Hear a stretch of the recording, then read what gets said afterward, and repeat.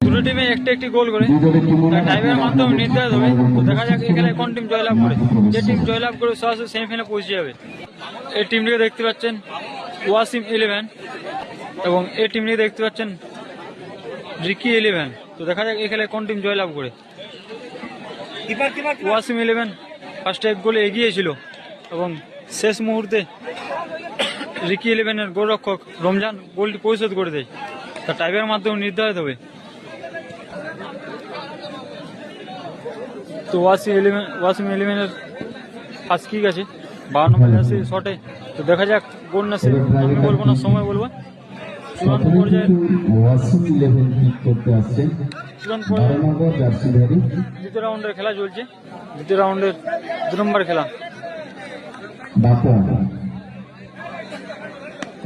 Wasim 11-এর first kick করতে এসেছে 52 নম্বর jersey Baban এবং লেফারি হুইসেলে। দেখা যাক গোল করতে পারে কিনা। পায়ে গিয়ে গোল না সে পাওয়ার শট এবং অনবদ্য গোল করলো ওয়াসিম 11-এর গোলরক্ষক সেপে মিরাজ। তো দেখা যাক সেভ করতে পারে কিনা। দেখা যাক রিকি 11-এর 1 নম্বর জার্সি শট করতে আসে 11 নম্বর জার্সি ফার্স্ট শট করতে আসছে। তো দেখা যাক গোল আসে না সেভ।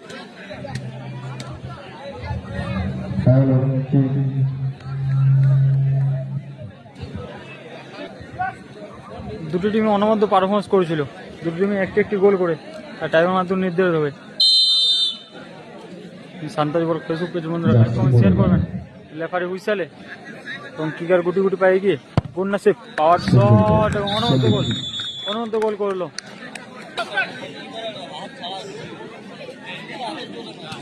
এটি ওয়াসিম 11-এর 2 নম্বর শটে 2 নম্বর জায়সি ডিজে। তো দেখা যাক বল গোল করতে পারে কিনা।